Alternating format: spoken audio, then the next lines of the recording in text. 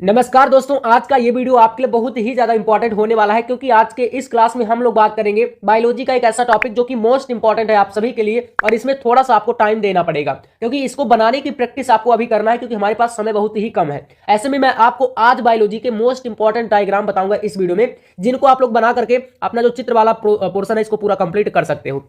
तो most important diagram यहाँ पर पूरे एक साइड से लिए गए हैं, कैसे बनाना है आपको बताएंगे।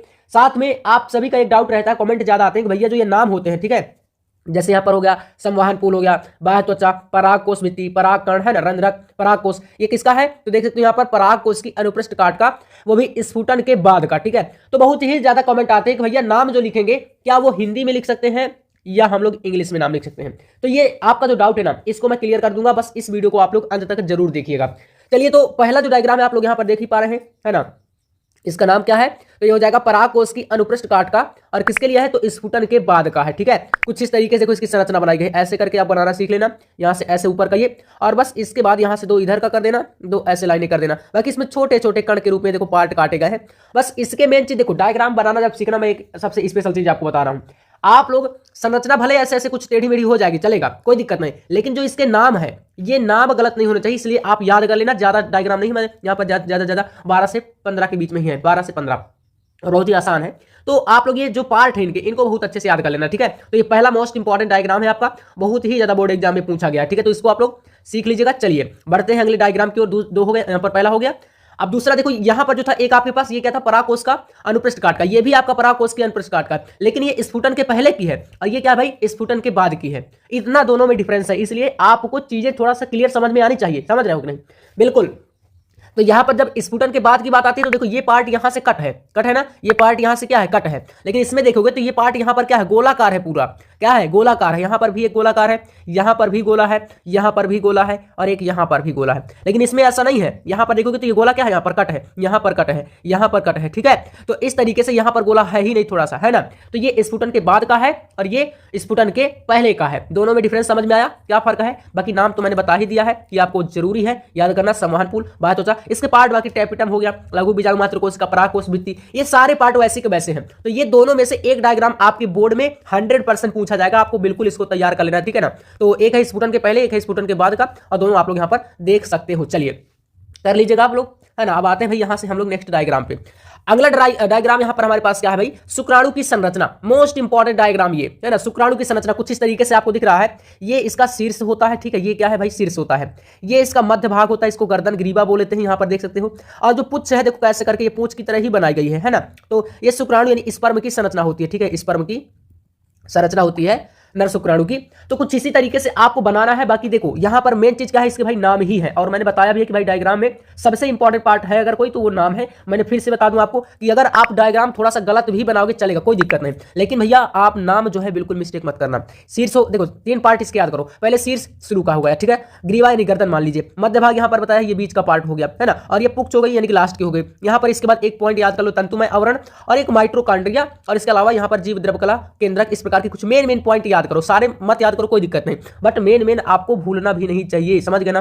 चलिए, तो ये तीसरा डायग्राम है जो कि काफी इंपॉर्टेंट आपके लिए रहेगा। इसके बाद उससे भी ज्यादा महत्वपूर्ण डायग्राम कौन सा? नर जनन तंत्र का आरेखीय चित्रण। भैया नर जनन तंत्र, इसी में एक मादा जनन तंत्र भी बोर्ड एग्जाम में आता है। ठीक है ना, मादा जनन तंत्र, यहां पर नर जनन तंत्र और मादा जनन तंत्र में से 100% एक प्रश्न बोर्ड एग्जाम में क्या होगा? छपेगा। बिल्कुल भाई, आपका यहां पर ये जो चित्र है ना, बिल्कुल आपके लिए इंपॉर्टेंट है नर जनन तंत्र का, जिसमें देखो यहां पर इसका पार्ट है मूत्रमार्ग शिशवन, है ना, शुक्राशय हो गया, प्रोस्टेट ग्रंथि, है ना, वृषण। तो इस तरीके से आपको ये जो डायग्राम मैंने दिखाया, इसको आप लोग जरूर जो है तैयार करके रखिएगा, है ना, नर जनन तंत्र का, और पूरा अच्छे से। अभी चलिए दिखाते हैं आपको मादा जनन तंत्र का भी, काफी देखो इंपॉर्टेंट है यहाँ पर, है ना। इस तरीके से आपने इसको कर लेना है ना। तो ये आपका पहला मोस्ट इंपॉर्टेंट क्या है? डायग्राम आपका रहने वाला है। ठीक है, तो यहाँ पर थोड़ा सा ये आपका इस तरीके से काफी महत्वपूर्ण है। चलिए इसको करिएगा। अब यहां पर एक क्या है? अंडाशय की अनुपृष्ठ काट का चित्र, है ना। तो इसमें देखो काफी सारे वैसे नाम है। अब आप लोग कंफ्यूज आ जाओगे कैसे करना है आखिरकार भैया। देखो इसमें पहले आप संरचना ऐसे ऐसे बना लेना, पैरामीशियम जैसे है ना, पैरामीशियम आपने देखा होगा, स्लीपर जैसी की संरचना, है ना। ये देखो है, इसमें ये पार्टों को पहले देखो, और इसमें आप कौन कौन से पार्ट का नाम लिखोगे। सबसे पहली बात आपको इसमें क्या करना है भाई? यहां पर ये जो तंतु दिखाए गए हैं ये, है ना, जैसे कि आपका कणीय प्रावरण हो गया, एक पार्ट इसमें है जिसमें बीच वाला पार्ट क्या है, जोना रेडी एटा हो गया, रुधिर का थक्का हो गया एक पार्ट इधर, ठीक है। इसके अलावा कार्पस ल्यूटियम हो गया, जिनके नाम आप याद कर सकते हो, है ना। अंडाणु हो गया, प्राथमिक पुटिकाएं हो गया। तो कम से कम इसमें से जैसे आपका 20 नाम अगर दिया है, ठीक है, 20 नाम अगर दिया है इसमें पूरे में, तो आपको कितने याद करने हैं, कम से कम आपको 8 से 9 नाम जो है लिख देने हैं इस प्रकार का संरचना बना के, तो आपको पूरे नंबर मिल जाते हैं, ठीक है। ऐसा नहीं कि मतलब 20 है तो 20 के 20 पूरे याद करो और पूरा ही लिखो, ऐसा बिल्कुल नहीं है। चलो, ये हमारे पास आ चुका है भाई स्त्री जनन तंत्र, जैसा मैंने बताया था ना, मोस्ट इंपॉर्टेंट डायग्राम आपके पास आ चुका है। इसमें आपको याद करना है नाम, योनि, गर्भाशय, है ना, अंडाशय, मध्यस्तर, है ना, तुम्बिका, और इसके अलावा एक याद कर लीजिएगा फैलोपियन नली।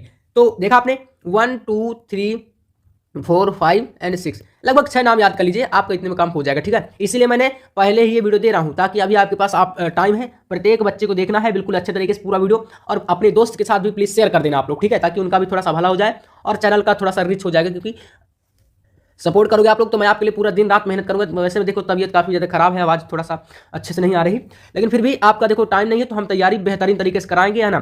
तो आप लोग लग रहे, चलिए देखिए। इसके बाद आपका यहाँ पर एक डायग्राम क्या है भाई, डीएनए की अणुसंरचना। ये भी भाई मैं वही लाया हूं जो आपके लिए वेरी इंपॉर्टेंट है। डीएनए आरएनए से एक क्वेश्चन बनता है ना बायोलॉजी में, आप सभी को पता है, 100%, 200%, आपका 300% जितना चाहो लिख लो, बनेगा क्वेश्चन तो बनेगा। तो डीएनए की संरचना में आपको इसका पूरा देखो, हर से हर चीज का जो मॉडल है इसको मैं कराऊंगा। इससे प्रश्न कैसे आएगा, यहां पर ये आपकी कुंडली, एक 3' एक 5', इनके बीच का जो दूरी है वो 20 नैनोमीटर है, 20 नैनोमीटर में। अब देखो इसमें आप ऐसे बनाना पहले सीख लें, दो कुंडलियां ऐसे बनाना बहुत ही आसान है, मैं समझाऊंगा। यहां पर एडेनिन जो है वो ग्वानिन के साथ जुड़ा है, बॉन्ड के साथ एटी के साथ जुड़ा है ना, तो एडेनिन ग्वानिन के साथ डबल बॉन्ड, ऐसे ही थायमिन एडेनिन के साथ, ग्वानिन साइटोसिन के साथ ट्रिपल बॉन्ड। यहां पर 3 पॉइंट दिख रहे हैं ना, ये पॉइंट देखे जाते हैं। तो ग्वानिन जो होगा वो ट्रिपल बॉन्ड से जुड़ेगा साइटोसिन से, और जो एडेनिन है वो डबल बॉन्ड से जुड़ेगा थाइमिन के साथ। इतना देख लेना, जहां पर जी होगा वो सी के साथ 3 बॉन्ड बनाएगा, और जहां पर ए होगा वो टी के साथ 2 बॉन्ड बनाएगा। इसको ही आपको पूरे इस डायग्राम में देखना है, बाकी बस कुछ भी नहीं है इसमें, बस यही होता है डीएनए की संरचना, ठीक है। तो हर से और चीज का मॉडल आप लोग पढ़ लीजिएगा, काफी ज्यादा इंपॉर्टेंट ये डायग्राम आपका रहने वाला है। चलिए नेक्स्ट आपके पास यहाँ पर मनुष्य में लिंग निर्धारण का रेखा चित्र, इसको देख लो, नर मादा, है ना, एक्स वाई गुणसूत्र, एक्स एक्स गुणसूत्र, यहाँ से इनका फिर यहाँ से जब संयुग्मन होता है, मिलन, तो इस प्रकार से पुत्र पुत्री कैसे बनते हैं, ये आपका संततियां हैं और ये आपके जनक पीढ़ियां हैं। इस तरीके से इस वाले डायग्राम को आप लोग जरूर बनाना जो है सीख लीजिएगा। चलिए आते हैं नेक्स्ट, अगला डायग्राम। अगला है आपके पास डीएनए द्विगुणन की क्रियाविधि। ये कुछ इस तरीके से दिया गया है, देख सकते हो यहाँ पर, है ना। तो डीएनए का द्विगुणन है ये, ठीक है। उसके बाद यहाँ पर आपके पास क्या है भाई, एचआईवी, इसको क्या बोलते हैं, ह्यूमन इम्यून डिफिशियंसी वायरस, है ना। आप सभी का पता होगा जो एड्स बीमारी होती है वो इसी वायरस के कारण होती है ना, एड्स।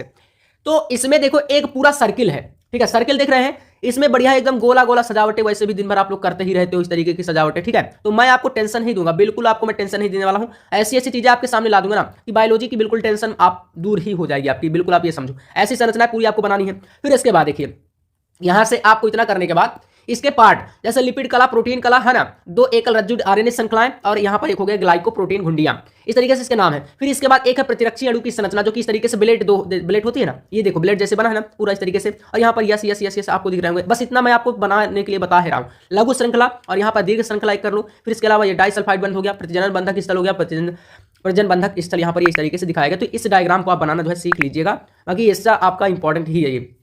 इसके बाद यहां पर है बीजांड की संरचना। एक बीज के आकार आप जानते हो, ये ऐसा बीज की तरह एक देखो बना, जैसे अंकुरित होता है ना, बीज निकलता है ऐसे। बस इसके पार्ट हैं जो कि आपको बस याद करना है, बाकी डायग्राम देखो बनाना आसान है। मेन चीज आपको नाम याद करने में समस्या है, और नाम भाई याद करना ही पड़ेगा क्योंकि वो बहुत ही महत्वपूर्ण है, ठीक है। तो इसको आप लोग कर लीजिएगा। चलिए ये हो गया आपका।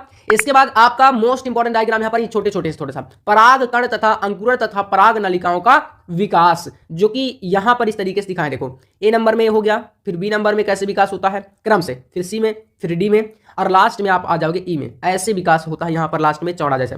तो 4 लगभग पूरे गोले हैं, बस नाम का चेंज होता जाएगा क्रम में, और फिर लास्ट में यहां पर इस प्रकार से ये एक कह सकते हो कि क्या है, बैट के आकार का बन गया, है ना, चम्मच के आकार का कह सकते हो लास्ट में। तो इस तरीके से आपको यहां पर ध्यान देना, ठीक है, यहां से हो जाएगा। इसके बाद आपका है अंडाणु संरचना का एक डायग्राम। अंडाणु की संरचना वैसे भी इंपॉर्टेंट है और आसान भी है, क्योंकि इसमें देखो पूरी है एकदम सजावट वाली संरचना बनी। देखो यहाँ पर जैसे डिजाइन बनी हो ऐसे, बस पीतक कला केंद्रक कोशिका द्रव जोनोला पेलुसिडा। और हाँ, नाम का जो डाउट था आपका भाई कमेंट कर रहे थे भैया हिंदी से नाम लिखे या अंग्रेजी से, आप हिंदी से लिखना, कोई दिक्कत नहीं, नंबर आपको पूरे मिल जाएंगे, ठीक है। इसके बाद देखिए द्विबीजपत्री भ्रूण का परिवर्धन, ये इस तरीके से कुछ यहाँ पर दिख रहा है। आप इनके पार्ट ये भी क्रम से है, देखो ए बी सी, इसके बाद यहाँ पर डी ई एफ ऐसे करके, है ना। तो ये आपका जी और एच इस तरीके से है पूरा। इतने डायग्राम जो मैंने आपको बताए हैं ये आपके लिए मोस्ट इंपॉर्टेंट डायग्राम रहने वाले हैं, ठीक है। तो यहाँ पर देख सकते हो कितने सारे डायग्राम मैंने आपको बता दिए, है ना। ये सारे डायग्राम आपके लिए क्या है, बहुत ही ज्यादा महत्वपूर्ण। तो लगभग मैंने यहाँ पर 14 डायग्राम बन रहा है ना, 13 से 14 इतने आप लोग कर लीजिएगा। कंप्लीट बायोलॉजी का आपको जो चित्र वाला क्वेश्चन है ना, जो अभी आपका डायग्राम वाली प्रॉब्लम है, वो आपकी सॉल्व हो जाने वाली है। ठीक है, तो वीडियो कैसा लगा कमेंट के माध्यम से एक बार बता देना। और टॉपिक मैं आपको हमेशा इसी प्रकार से प्रोवाइड करता रहूंगा, हर एक प्रकार का टॉपिक आएगा, बस चैनल को सब्सक्राइब करके रखिएगा।